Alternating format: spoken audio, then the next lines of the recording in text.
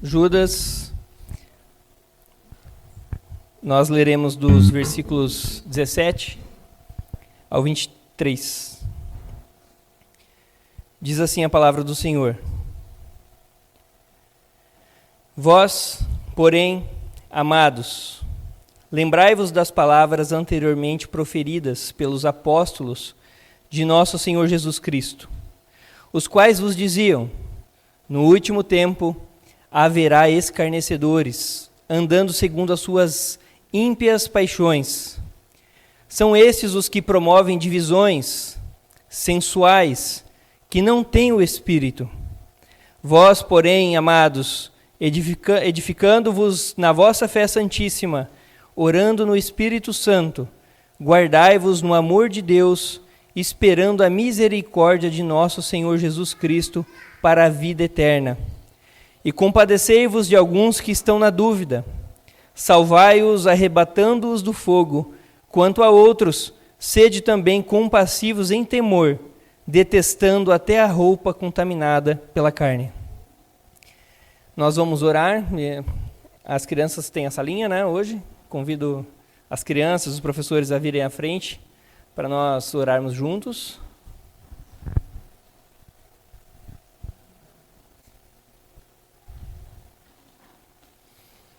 É sempre bom enfatizar que as crianças elas não são retiradas do culto e elas não são privadas do culto, mas elas participam do culto e nesse momento de aprendizado da palavra do Senhor, elas participam numa linguagem que seja acessível a elas, de forma que elas possam compreender na medida ali da sua capacidade. Vamos orar? Meu Deus, em nome de Jesus, nós queremos te louvar, Senhor, e continuar te exaltando nessa manhã. Eu quero te agradecer, ó Pai, por cada um que aqui está, cada um desses, ó Pai, que o Senhor mesmo os trouxe. O Senhor designou, ó Pai, esse dia, esse horário, para que cada um aqui estivesse. E nós sabemos que o Senhor nos trouxe aqui, meu Deus, não em vão, mas para ouvir a Tua voz e ouvir a Tua palavra. Nessa manhã, Senhor, nós clamamos ao Teu Santo Espírito, para que venha falar aos nossos corações, para que, meu Deus, não seja nada de mim, mas que venha da Tua palavra para a edificação da Tua igreja. Em nome de Jesus, nós clamamos pela ação do Teu Espírito também na vida dessas crianças, Senhor, que elas sejam cada dia formadas pelas Tuas mãos, ó Pai, como o vaso é formado, meu Deus, do barro, o Senhor venha já formar essas crianças, para que elas cresçam no conhecimento do Senhor e jamais se desviem dos Teus caminhos. Abençoe os professores, Senhor, que ministrarão ali para eles numa linguagem acessível e que também o Teu Santo Espírito venha usá-los, ó Pai, nessa obra, meu Deus, grandiosa, que é ministrar para aqueles, ó Pai, a quem pertence o reino dos céus, os pequeninos. Em nome de Jesus. Amém. Amém. A igreja pode se assentar.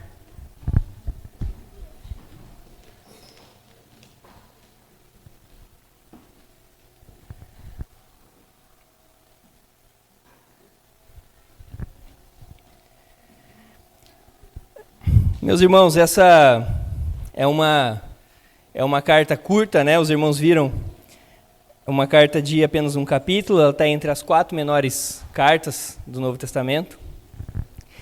E a primeira coisa que a gente deve esclarecer, porque eu já vi pessoas dizerem por aí, há algum tempo atrás, e isso eu nunca esqueci, de que Judas fez muita coisa errada, mas ele escreveu uma carta. Judas Iscariotes. Mas essa carta ela não foi escrita por Judas Iscariotes, né? Não foi escrita por Judas, aquele que traiu Jesus. Mas ela foi escrita por Judas, irmão de Jesus, irmão de Tiago. O nome Judas, ele era muito comum, muito utilizado na época naquele período bíblico ali de Jesus. Porque Judas é a mesma palavra para Judá. É uma forma, é uma expressão da palavra Judá, da tribo de Judá. Então tinha muitos Judas. Só para os irmãos terem uma ideia, no Novo Testamento nós temos 8 Judas. Pelo menos 8 Judas que são mencionados ali. E não sei se os irmãos já perceberam isso também, mas dos 12 apóstolos, 2 chamavam Judas. Pouca gente sabe disso. Pensa que Judas foi só o traidor. Mas entre os apóstolos tinha o Judas Iscariotes, que foi o traidor, e tinha Judas Tadeu. E nós vemos isso, por exemplo, lá em Lucas, no capítulo 6, no versículo 13, ali tem a lista do nome dos apóstolos, e dentre eles Judas Tadeu. O que acontece é que, como aconteceu aquela traição de Judas, os escritores bíblicos, os autores, eles evitam usar Judas justamente para que não haja uma confusão. Então, normalmente a gente vê Tadeu, mas era Judas Tadeu. E nesse livro, como eu disse para vocês, ele não foi escrito nem pelo traidor e nem por Judas apóstolo também, Judas Tadeu, mas ele foi escrito por Judas, irmão de Jesus. Nós vemos ali no versículo 1 que ele diz: Judas, servo de Jesus Cristo e irmão de Tiago. Então Judas, ele era irmão do Tiago, que escreveu a epístola de Tiago, que foi um dos grandes líderes da igreja, e eram irmãos de Jesus. Uma curiosidade é que esses irmãos de Jesus, eles se converteram, eles se voltaram para Cristo somente depois da sua obra de morte e ressurreição. Enquanto Jesus estava aqui ministrando para os seus discípulos, para os seus apóstolos, os seus irmãos não criam nele como Messias. E Judas, ele veio a se converter depois e se tornou um líder da igreja, e hoje nós temos aqui uma carta que compõe a palavra de Deus, escrita por esse Judas, que foi irmão de Jesus. Esse Judas que é chamado irmão de Tiago. E o principal propósito dessa carta, a gente não sabe para qual igreja ela foi escrita, não tem um direcionamento, mas nós sabemos que Judas escreveu para uma comunidade de cristãos. E o propósito dessa carta, embora seja curta, é de combater a apostasia, de combater o abandono da fé. A apostasia é o abandono da fé. É aquela pessoa que conheceu o Evangelho, passou a andar no Evangelho e, de algum modo, em algum momento da sua vida, ela se volta contra o Evangelho. Seja vivendo deliberadamente num pecado, ou seja também contrariando as verdades essenciais da fé evangélica. Então a apostasia é justamente esse abandono de uma fé. E essa carta, ela é escrita justamente para convocar os cristãos a lutarem contra a apostasia, a convocar os cristãos a lutarem contra essa situação que atinge muitas vezes a igreja. E nós vemos ali nos versículos 3 e 4, vocês podem acompanhar na carta de Judas, esse propósito dessa carta. Diz assim o versículo 3: Amados, quando empregava toda a diligência em escrever-vos acerca da vossa comum salvação, foi que me senti obrigado a corresponder-me convosco, exortando-vos a batalhardes diligentemente pela fé que uma vez por todas foi entregue aos santos. Pois certos indivíduos se introduziram com dissimulação, os quais desde muito foram antecipadamente pronunciados para esta condenação, homens ímpios que transformam em libertinagem a graça de nosso Deus e negam o nosso único soberano e Senhor, Jesus Cristo. Então nós vemos aqui que Judas está alertando contra uma ameaça causada por indivíduos, que ele chama aqui indivíduos que se introduziram com dissimulação, indivíduos que se introduziram no meio da igreja com falsidade, com atuação. E Judas descreve essa atuação desses falsos indivíduos, desses falsos mestres, desses dissimuladores. Ele descreve a atuação deles nos versículos 16 e 19, dizendo que essas pessoas, os tais, versículo 16, os tais são murmuradores, são descontentes, andando segundo as suas paixões, a sua boca vive propalando grandes arrogâncias, são aduladores dos outros por motivos interesseiros. E versículo 19, são estes os que promovem divisões sensuais que não têm o Espírito. Então a Bíblia nos diz que nós haveremos de ter no nosso meio esses dissimuladores. Nós haveremos de ter no nosso meio falsos mestres, falsos cristãos, pessoas que estão disfarçadas de cristãos. É o joio no meio do trigo, que nós vimos na parábola de Jesus. E também nós entendemos, são os famosos lobos em pele de cordeiro, pessoas que dissimulam, que contrariam a palavra de Deus. E sabendo dessa realidade, Judas escreve essa carta, essa epístola, que, como eu disse, apesar de estar entre as 4 menores do Novo Testamento, ela possui assim, uma profundidade teológica. Então, Judas aborda aqui nessa carta algumas verdades profundas da teologia, e ele aborda elas de forma breve. Então, é uma carta curta, mas que aborda pontos muito relevantes para a nossa fé. E nesse texto que nós lemos, nós encontraremos 3 exortações de Judas, 3 conselhos que o Senhor mesmo nos faz para que a gente permaneça perseverando na luta contra o mal, para que a gente permaneça perseverando na luta pela nossa fé. Então, voltando para o texto que nós lemos, nós veremos a primeira exortação dessa carta, que está nos versículos 17 e 19, e que diz: lembre-se da palavra. Essa é a expressão-chave. Lembre-se da palavra. Acompanhe ali o versículo 17. Vós, porém, amados, lembrai-vos das palavras anteriormente proferidas pelos apóstolos de nosso Senhor Jesus Cristo, os quais vos diziam: no último tempo haverá escarnecedores andando segundo as suas ímpias paixões. São estes os que promovem divisões, sensuais, que não têm o Espírito. Então nós vemos aqui que Judas ele nos faz esse alerta. Lembre-se da palavra dos apóstolos. Um primeiro sentido, uma primeira ideia que nós podemos extrair disso, é que nós temos os cristãos que, quando se deparam com essa situação, de encontrarem no seu meio pessoas perversas, pessoas disfarçadas, o primeiro sentido de se lembrar da palavra é que esses cristãos, e nós cristãos, não podemos ser pegos de surpresa. Nós não somos pegos de surpresa, não deveríamos, pelo menos, porque ele está dizendo, os apóstolos avisaram. Os apóstolos avisaram que nos últimos tempos haverá escarnecedores. E o primeiro sentido é justamente esse: lembrai-vos das palavras anteriormente proferidas pelos apóstolos. Então, o primeiro sentido é que a igreja não deve se surpreender, porque isso já estava previsto.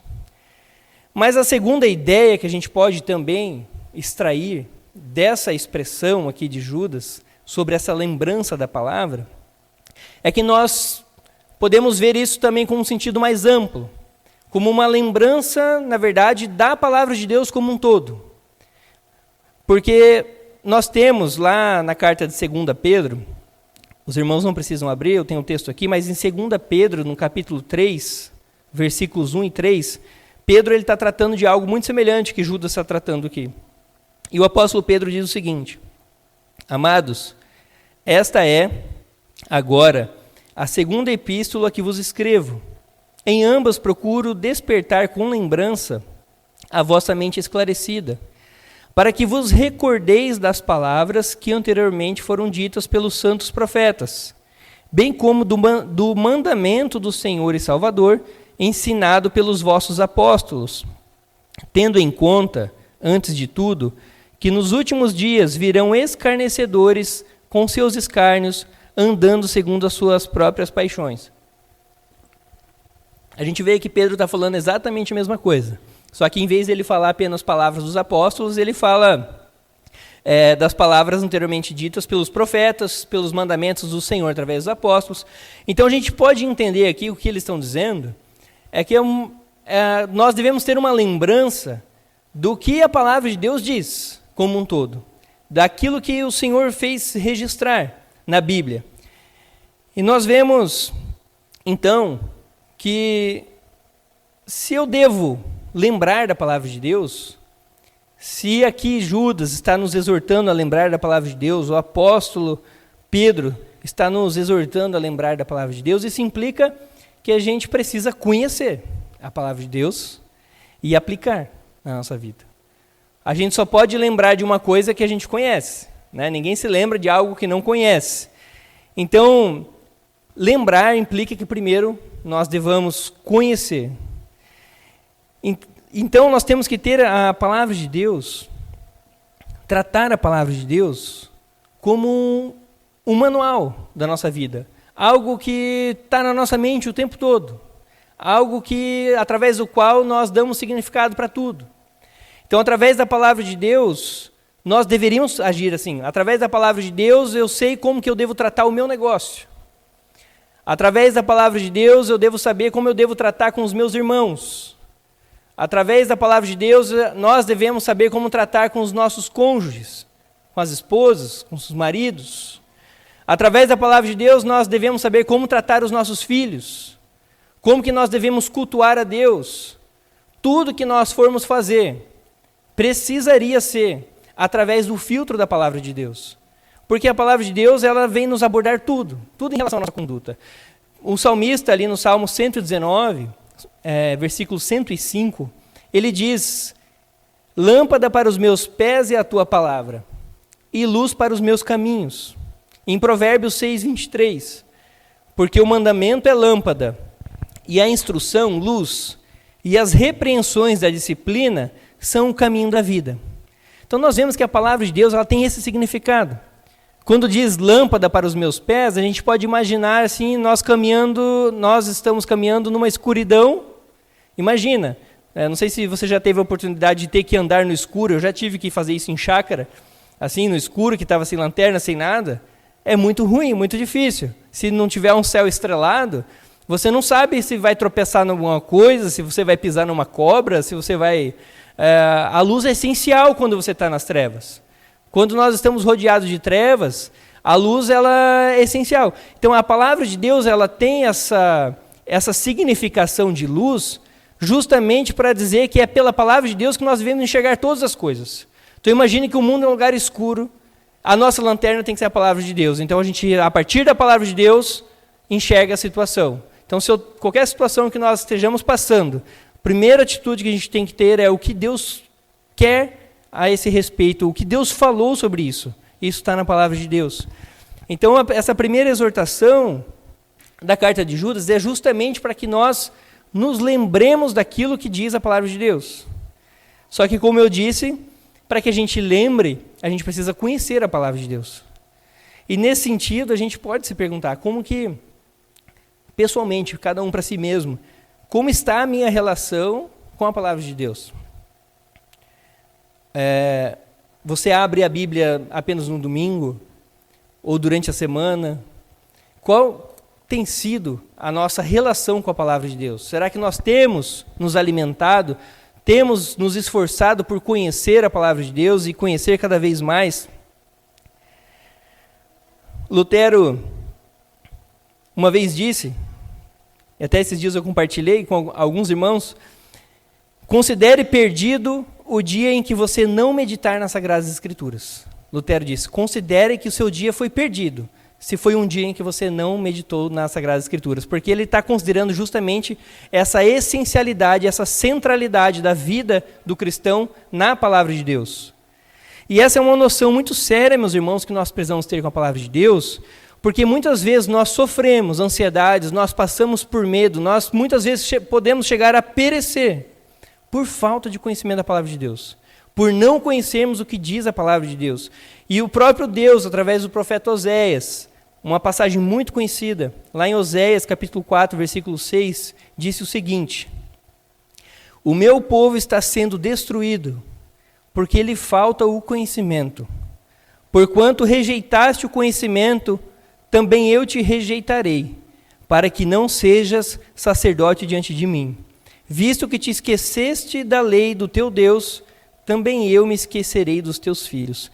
Então nós vemos aqui como é importante, é inegociável que nós tenhamos um relacionamento com a palavra de Deus, porque é através da palavra de Deus que nós conhecemos a Deus. É através da palavra de Deus que nós conhecemos e sabemos tudo o que precisamos fazer. Então nós precisamos ter esse cuidado de ter esse relacionamento diário com a palavra de Deus. E no contexto aqui da carta de Judas, os cristãos eles estão sendo exortados a lembrar da palavra de Deus para saberem lidarem com os problemas, aqui especificamente nessa carta, dos falsos mestres, dessas pessoas que entraram de forma dissimulada na igreja e agora passaram a um escândalo, a um escarnecimento. Então é importante que a igreja conheça a Bíblia, para que a igreja não se torne vítima. É importante que o indivíduo, cada membro, cada irmão da igreja conheça a Bíblia também para que não se torne uma vítima, para que também, pelo contrário, passe a combater o mal pessoalmente, através da palavra de Deus. Né? Todos lembram do episódio de que Jesus ele foi para o deserto, ele estava orando, e o diabo tentou Jesus lá no deserto, e o diabo tentou Jesus, e Jesus fez aquela batalha. Jesus não sacou uma espada, não chamou uma ordem de anjos. Jesus não enfrentou o diabo ali, porque não era o momento dele ainda de ser julgado e condenado. Jesus enfrentou o diabo através da palavra de Deus. Então, por isso que é importantíssimo que, como igreja, nós sejamos bíblicos. Bíblicos. Tudo que nós formos fazer na igreja precisa ser bíblico. Deus ele deu todas as instruções, instrução para o culto, instrução para os relacionamentos, e nós precisamos ser assim também na nossa vida, no nosso dia a dia. E o versículo 19 diz: são estes os que promovem divisões sensuais, que não têm o Espírito. Aqui nesse texto, a palavra que é traduzida por sensuais, na NVI ela é traduzida um pouco melhor, no grego é a palavra psikoi, que tem é a mesma raiz da palavra psíquico. Então, o sentido aqui do que o texto está dizendo é que essas pessoas são guiadas pela própria mente, são guiadas pela própria natureza, são pessoas carnais. Em outras palavras, é isso. Esses sensuais aqui têm o sentido de pessoas carnais, pessoas que vivem pelos seus próprios pensamentos, pelas suas próprias concepções. As suas concepções não saem da Bíblia, saem de si mesmo, saem da sua cabeça. E essas pessoas aqui que Judas está combatendo, são as pessoas que vivem para si mesmos. E conforme o final do versículo, são as pessoas que não têm o Espírito, no sentido de que não são guiadas pelo Espírito Santo. São pessoas que são guiadas pelas suas próprias paixões, pelas suas próprias vontades. E nenhum destes lobos em pele de cordeiro agem pelo Espírito Santo, mas somente iremos discernir se os seus comportamentos, somente iremos discernir essas pessoas através da palavra de Deus. Assim nós precisamos, meus irmãos, nos firmar na palavra de Deus mesmo, conhecendo cada vez mais, aplicando cada vez mais a sua palavra na nossa vida, a fim de que também nós mesmos não nos tornemos esses escarnecedores. Porque a partir do momento que eu passo a viver pelo meu próprio pensamento, a partir do momento que eu começo, tudo na minha vida passa somente pelo meu discernimento, pelo meu conhecimento e não pela palavra de Deus, eu posso eu mesmo vir a me tornar um escarnecedor. Vocês mesmos virem a se tornar escarnecedores, porque o escarnecedor aqui, como nós vimos, é aquela pessoa que, primeiro, passou a viver de forma carnal. Então nós precisamos sempre nos lembrar, aquilo que a Reforma gritou como a sola Escritura, é para que tudo na nossa vida seja pautado pelas Escrituras. Para que tudo na nossa vida, a gente tenha a palavra de Deus como a nossa regra de fé e prática, o começo e o fim das nossas decisões, para que sejam pela palavra de Deus. E assim a gente não corre o risco de nos tornarmos nós mesmos o motivo de escândalo e também nos torna preparados como igreja para combater quando chega e quando se é descoberto o dissimulador. Então esse é o primeiro alerta, a primeira exortação, primeiro conselho de Judas. E o segundo que nós podemos destacar aqui na carta está nos versículos 20 e 21, sobre edificar-se na fé. Vejam o que diz o texto nos versículos 20 e 21. Vós, porém, amados, edificando-vos na vossa fé santíssima, orando no Espírito Santo, guardai-vos no amor de Deus, esperando a misericórdia de nosso Senhor Jesus Cristo para a vida eterna. Nós vimos antes que nós precisamos conhecer a palavra de Deus. Nós precisamos ter esse contato. Mas a palavra de Deus também nos convida, e aqui o autor, Judas, ele vai além, ela nos convida a ter um relacionamento direto com Deus. Para nos guardarmos no seu amor, como diz o texto, pela edificação, pela fé e orando no Espírito. A respeito de guardarmos o amor de Deus, nós temos lá no Evangelho de João, capítulo 15, versículos 9 e 10, o seguinte, sobre nos guardarmos no amor de Deus. Como o Pai me amou, também eu vos amei. Permanecei no meu amor. Se guardardes os meus mandamentos, permanecereis no meu amor. Assim como também eu tenho guardado os mandamentos de meu Pai, e no seu amor permaneço. Então nós vemos aqui que nós permanecemos no amor de Deus justamente quando nós permanecemos na sua palavra. Quando nós permanecemos guardando os seus mandamentos, nos esforçando por guardar os seus mandamentos. Então se nós fazemos isso, nós temos essa garantia de que nós estamos guardados no amor de Deus, como disse Jesus mesmo aqui, registrado pelo apóstolo João. E isso é o que nós já falamos antes aqui no primeiro ponto, que é a respeito de nós conhecermos, lembrarmos e praticarmos a palavra de Deus. Mas aqui Judas ele vai além. Ele nos exorta a orar no Espírito. E a gente precisa entender o que significa isso, orar no Espírito. Os nossos irmãos pentecostais, eles vão dizer que orar no Espírito é a pessoa que vai orar numa espécie de êxtase, falando em línguas estranhas. Por exemplo, é assim que eles interpretam. Mas não é o que o texto está nos dizendo aqui. Pelo menos esse texto não está nos dizendo isso. Esse versículo está mais relacionado com o que Paulo disse lá em Efésios 6,18. Com toda oração e súplica, orando em todo tempo no Espírito. E Paulo também disse em Romanos 8,26. Não sabemos como orar. Não sabemos orar como convém. Mas o mesmo Espírito intercede por nós, sobremaneira, com gemidos inexprimíveis. Então, orar no Espírito não é um estado de êxtase, não é um estado de perda de consciência, um estado de não controle das ações. Mas, ao contrário, orar no Espírito é quando a pessoa ela se rende integralmente ao Espírito Santo, se rende, declara sua dependência total do Espírito, de modo que a pessoa pode até dizer que ela não sabe nem como orar, mas nesse momento o Espírito mesmo, como diz ali em Romanos, o próprio Espírito intercede por nós com gemidos inexprimíveis.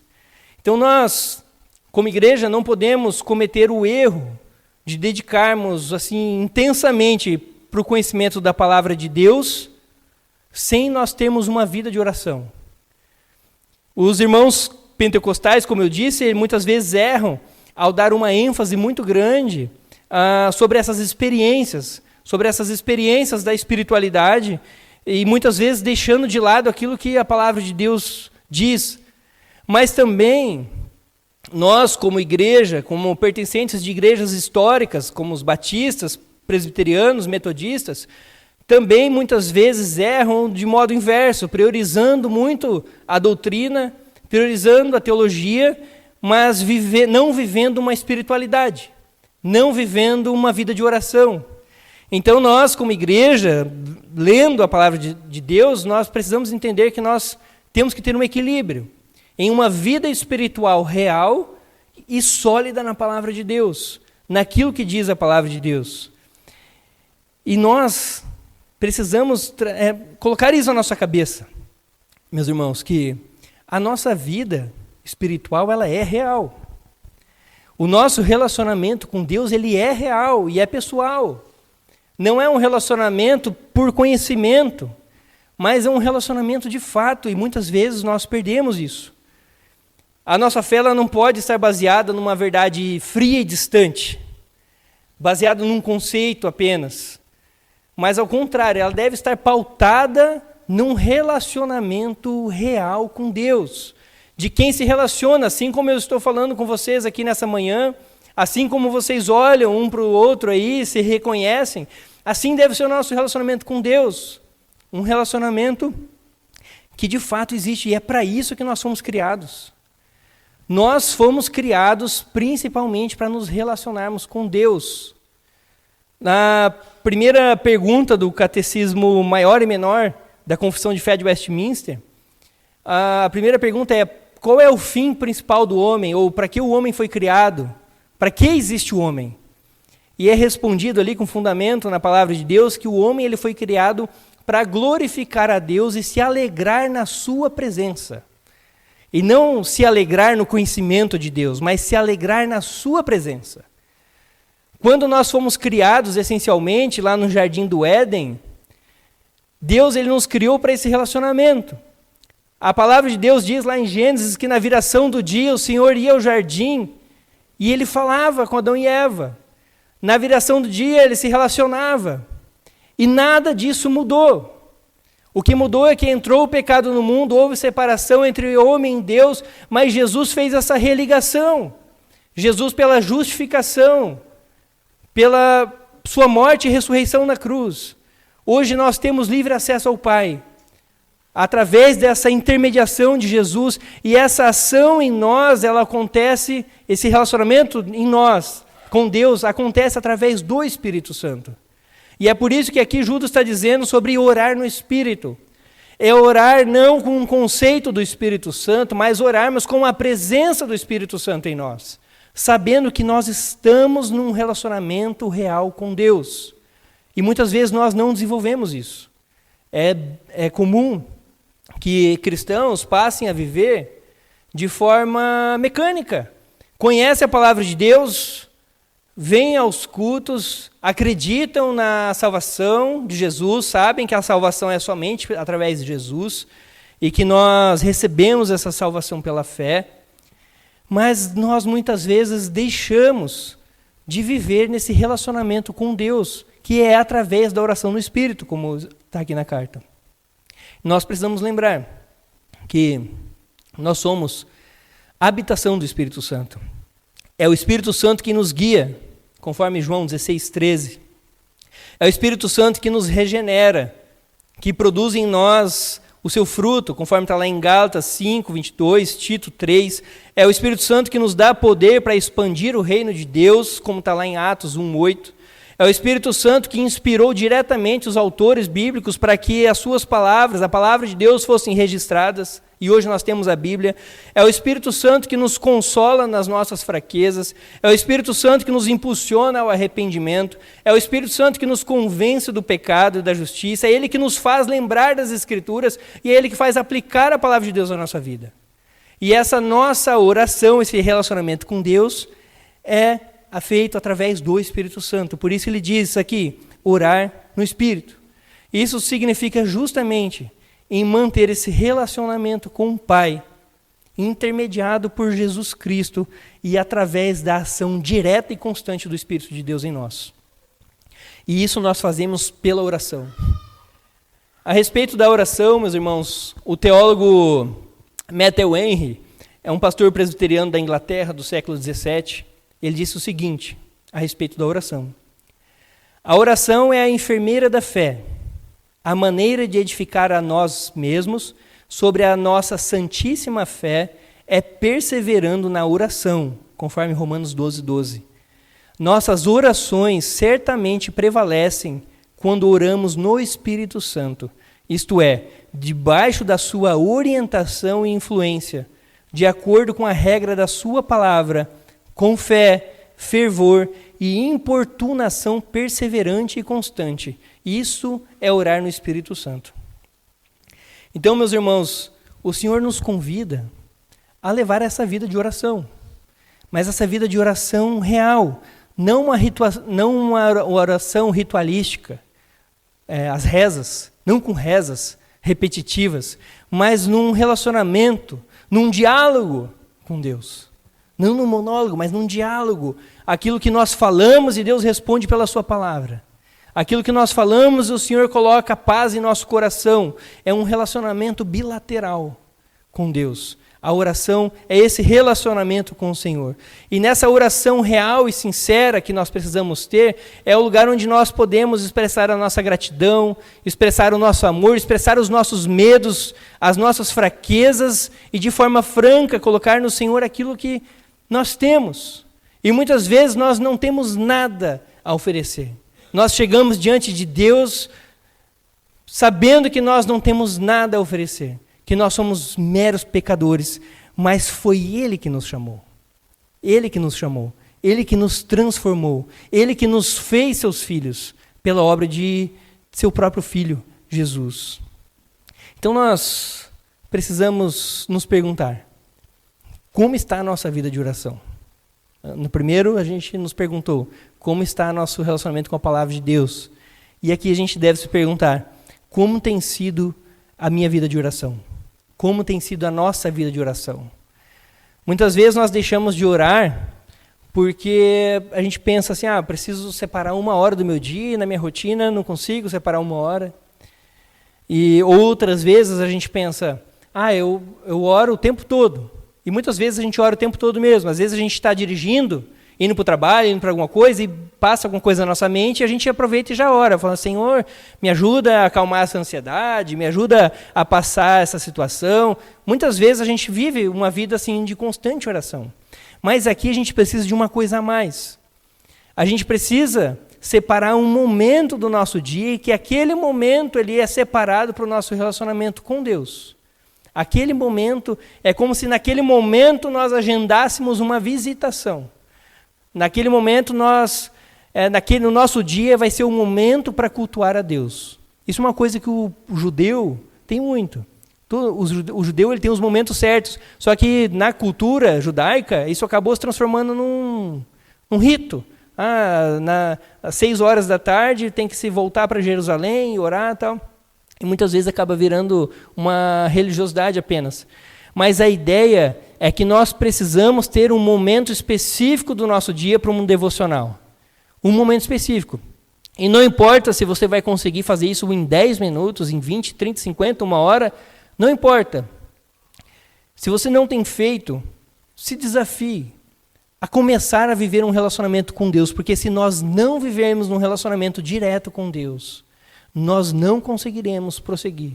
E nós viveremos caindo, tropeçando. E muitas vezes não sabemos por que essa fé, muitas vezes nossa, é como a onda do mar, que vai e vem, vai e vem.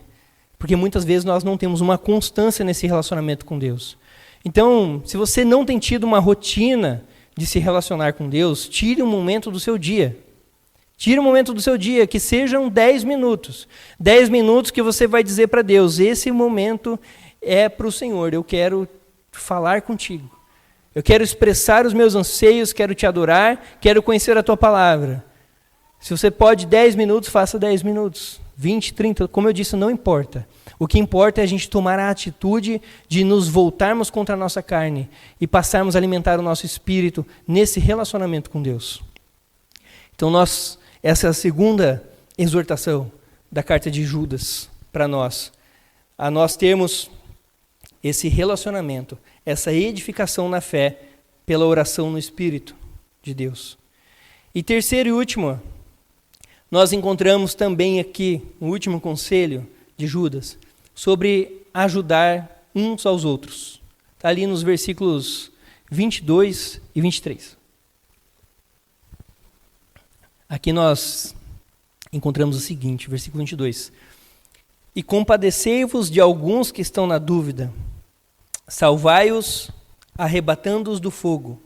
Quanto a outros, sede também compassivos em temor, detestando até a roupa contaminada pela carne. Então nós vimos da necessidade de nós mantermos um relacionamento com a palavra de Deus, a necessidade de nós mantermos um relacionamento com Deus através de uma oração pelo Espírito. Mas como igreja, Judas aqui também nos chama a nos ajudarmos uns aos outros, principalmente nesse contexto da carta, que é da atuação do perverso. Quando a igreja, a comunidade, o povo passou por esse momento de dissimulação, por esse momento em que o perverso agiu dentro da igreja. E lembre que nós falamos no início, né, que quando Judas escreve essa carta, ele estava orientando os cristãos, focado nisso, sobre combater os escarnecedores, né, pessoas que se infiltram na igreja, mas que não fazem parte da conta dos eleitos, não fazem parte, não são filhos de Deus, são falsos cristãos. Então Judas nos aconselha aqui no versículo 22 a compadecer-se dos que estão na dúvida. Essa dúvida aqui a gente pode entender tanto como um abalo na fé, porque depois de uma ação perniciosa, nós podemos ter pessoas que passam a ter muitas dúvidas a respeito das suas próprias convicções, a respeito daquilo que aprendeu, daquilo que praticou, As pessoas podem... Aqui o texto está nos dizendo que as pessoas são afetadas por essa dúvida. E nós, como igreja, precisamos ter esse discernimento de ajudar uns aos outros, fortalecendo a fé uns dos outros, afastando toda dúvida, afastando todo temor nesse sentido. E também essa dúvida pode ter um sentido de engano doutrinário. Então, pessoas que, por exemplo, ouviram lá um pregador dizendo que nós precisamos atualizar a Bíblia, porque a Bíblia ela é muito antiga, ela vem de um contexto cultural arcaico e que agora a sociedade ela é dinâmica, os relacionamentos são dinâmicos, os casais não são os mesmos casais de antigamente, família não tem mais o mesmo conceito de família, agora tem bebê reborn, agora a gente tem cachorro sendo tratado como filho. Então, nós podemos ver um discurso eloquente de um pastor assim e ficar na dúvida. Será que de fato não precisa atualizar a Bíblia? Né? Então aqui o que Judas está chamando a atenção é que nós uns aos outros também precisamos ajudar a dissipar essas dúvidas que contrariam a centralidade da palavra de Deus, que contrariam o Evangelho de Jesus Cristo. A gente não precisa atualizar a Bíblia, muito pelo contrário. A palavra de Deus diz que qualquer um que acrescentar ou retirar qualquer coisa da palavra de Deus seja anátema, que é a palavra para amaldiçoado, porque a palavra de Deus ela é uma só e ela jamais passará. Então nós vivemos na centralidade da palavra de Deus e se por isso nós formos perseguidos, mas nós viveremos na centralidade da palavra de Deus. E como igreja aqui Judas nos diz para que nós nos ajudemos uns aos outros, ajudar principalmente aqueles que estão se sentindo mais fracos, aqueles que estão se sentindo em dúvida pela ação do pernicioso, que é aquele que perverteu o Evangelho. Então nós precisamos ter esse cuidado de olhar para o nosso irmão do lado, de saber se o nosso irmão está passando por dificuldade, e ao mesmo tempo, como irmãos que estão passando por dúvida, ter esse cuidado de buscar irmãos mais maduros também para compartilhar as suas dúvidas, as suas incertezas. E nós precisamos nos atentar aqui, meus irmãos, também, ao que está no final do versículo 23, quando o autor de Judas escreve: quanto a outros, sede também compassivos em temor, detestando até a roupa contaminada pela carne. Esses outros aqui, eles se referem àqueles que não estão no nosso meio mais. Aqueles que pode ser tanto o perverso, que saiu do meio da igreja, quanto as pessoas que têm seguido heresias por aí, que têm seguido essas pessoas, que têm pervertido o Evangelho de Jesus, que têm contrariado a palavra de Deus. Aqui Judas ele está dizendo para que a gente tenha compaixão dessas pessoas também, para que essa compaixão que Deus tenha misericórdia dessas pessoas. Mas ele dá um alerta aqui, para que essa compaixão seja com temor, ou seja, com cuidado para que nós não nos contaminemos pelo pecado daquela pessoa, para que não sejamos influenciados pelo pecado daquela pessoa. Por isso Judas escreve aí no final do versículo 23, detestando até a roupa contaminada pela carne. Então aqui é uma antítese mesmo. Tenha compaixão, mas deteste até a roupa do pecado. Então, tenha compaixão pela pessoa, mas deteste até a roupa contaminada pelo pecado. O reverendo Hernandes Dias Lopes, comentando sobre esse versículo, diz o seguinte: cuidado para não se queimar ao tentar salvar os outros do fogo. Devemos amar o pecador, mas abominar o pecado. Muitos desavisados e incautos subestimaram o poder do pecado e acabaram se envolvendo com os pecados que deveriam combater. Precisamos ter cautela para estarmos no mundo sem sermos do mundo, como uma canoa que está na água sem se deixar que a água a inunde. Então é até legal essa figura que ele usa aqui da canoa. O mundo é o mar, a lagoa, e nós estamos na canoa. Nós estamos no mundo, mas o mundo não pode estar em nós. Nós não podemos nos deixar contaminar. E os pastores, presbíteros das igrejas, eles têm esse papel natural do pastoreio. Essas pessoas já são normalmente pessoas mais maduras na fé, são capazes de ajudar. Mas aqui Judas ele não está falando dos mestres, dos pastores, dos presbíteros, mas aqui Judas ele está falando dos irmãos mesmo, em geral. Então os irmãos também são chamados a ajudar uns aos outros. Então todos, sejam pastores, sejam irmãos, simples, diáconos de uma igreja, todos precisam, nessa luta contra o pecado, também agir com cautela ao lidar com o pecador. Porque nós não podemos brincar com o pecado. Nós não podemos brincar com o pecado. Vocês lembram da história de José e a mulher de Potifar? Tá lá eu separei o texto aqui para vocês, Gênesis 39, 11 e 12. José um dia entrou em casa para fazer o seu serviço, na casa de Potifar. E nenhum dos homens da casa estava presente. Então ela, a mulher de Potifar, o pegou pelas vestes, dizendo: deita-te comigo. Ele, porém, deixando as vestes nas mãos dela, fugiu, escapando para fora. Então, naquela circunstância ali que José passou, ele não tentou convencer a mulher de Potifar. Ele não aproveitou a oportunidade para pregar para ela, para dizer que ela não podia fazer isso porque era errado. Ele não argumentou com ela na iminência do pecado, naquela tentação violenta. Ele fugiu. Inclusive largou a roupa para trás, que ela ficou segurando. Ele fugiu. E essa deve ser a nossa atitude diante do pecado. Nós precisamos ter esse discernimento, nós precisamos ter compaixão do pecador, mas nós precisamos ter esse discernimento de não nos deixarmos contaminar pelo pecado. Agir com sabedoria, cada um de acordo com sua própria capacidade, de acordo com suas próprias fraquezas. Então nós precisamos sim amar e buscar, ter compaixão daqueles que estão afastados, que aqui ele chama de outros, né? Aqueles que estão fora. Mas também precisamos ter o discernimento, porque com o pecado nós não podemos brincar. E a pergunta que nós temos que nos fazer é: eu tenho prestado atenção no meu irmão? Tente pensar, por exemplo, numa pessoa que estava vindo à igreja e não está mais. Nós podemos fazer esse desafio. Lembrar de alguém, aquela pessoa vinha na igreja e não está vindo mais, vou orar por ela e entrar em contato. Porque aqui o que Judas está falando é isso, que a comunidade precisa agir dessa forma. As pessoas que são afetadas, são afastadas, são arrebanhadas muitas vezes por situações diversas. Nós precisamos ir atrás delas. Nós precisamos ajudá-las. E aqui eu lembro do que Tiago disse em 5,16, sobre essa ajuda mútua dos irmãos. Ele diz: confessai, pois, os vossos pecados uns aos outros e orai uns pelos outros, para que sareis. Muito pode, por sua eficácia, a súplica do justo. Então, como igreja, nós precisamos ter esse entendimento, ter esse relacionamento com Deus, com a sua palavra, mas também com os nossos irmãos, e nos preocuparmos com os nossos irmãos.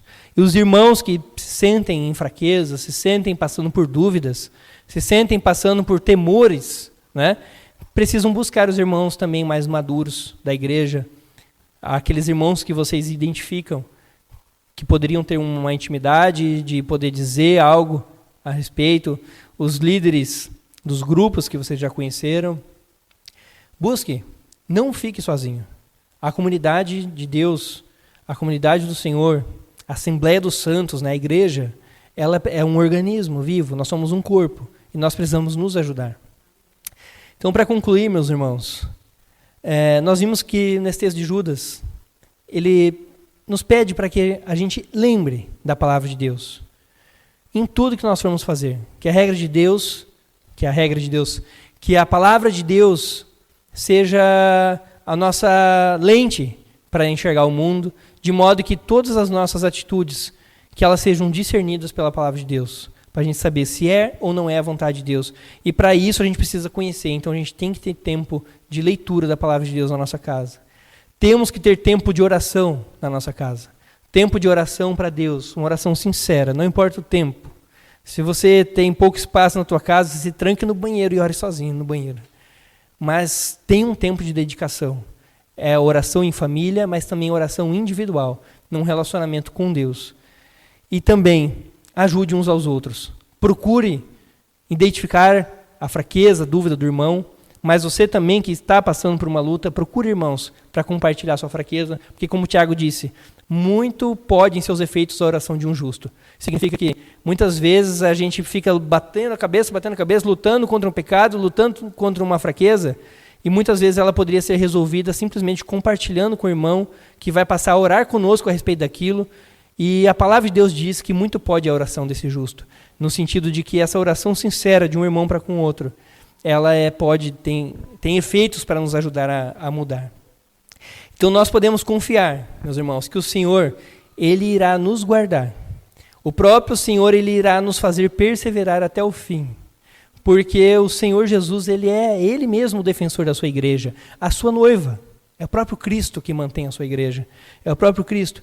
E nós, para terminar, eu gostaria de ler os últimos versículos, 24 e 25, em que nós vemos isso. Versículo 24. Ora, aquele que é poderoso para vos guardar de tropeços e para vos apresentar com exultação, imaculados diante da sua glória, aquele que é poderoso para nos guardar. Ao único Deus, nosso Salvador, mediante Jesus Cristo, Senhor nosso, glória, majestade, império e soberania, antes de todas as eras e agora e por todos os séculos. Amém. Amém? Vamos orar ao Senhor. Meu Deus, em nome de Jesus, nós queremos te louvar, te agradecer pela tua palavra. Que a tua palavra, Senhor, por ação do teu Espírito, produza mudança em nós, para que nós sejamos fortalecidos, alimentados pela tua palavra. Nos ajude, Espírito Santo, nos incomode a buscar a presença do Senhor. Nos impulsione, Senhor, a buscar a tua presença. Se há algum, meu Deus, pecado oculto em nosso coração, que ele seja revelado para tua glória, meu Deus. Que o teu fogo, Espírito Santo, venha fazer consumir tudo aquilo que desagrada ao Senhor. E que nós sejamos instrumentos do Senhor para a expansão do teu reino, para a glória do teu Filho, meu Deus. Em nome de Jesus. Que nós sejamos, ó Pai, pessoas que se relacionam diretamente contigo. Sabemos pela tua palavra que é isso que o Senhor espera de nós. Que nós nos relacionemos com o Senhor. Nos ajude na oração, até mesmo quando nós não sabemos como orar. Para que o Senhor, Espírito Santo mesmo, interceda por nós. Nos ajude, meu Deus, como igreja, para que possamos glorificar e exaltar o nome de Jesus nessa cidade e onde estivermos, meu Deus, em nome de Jesus. Amém.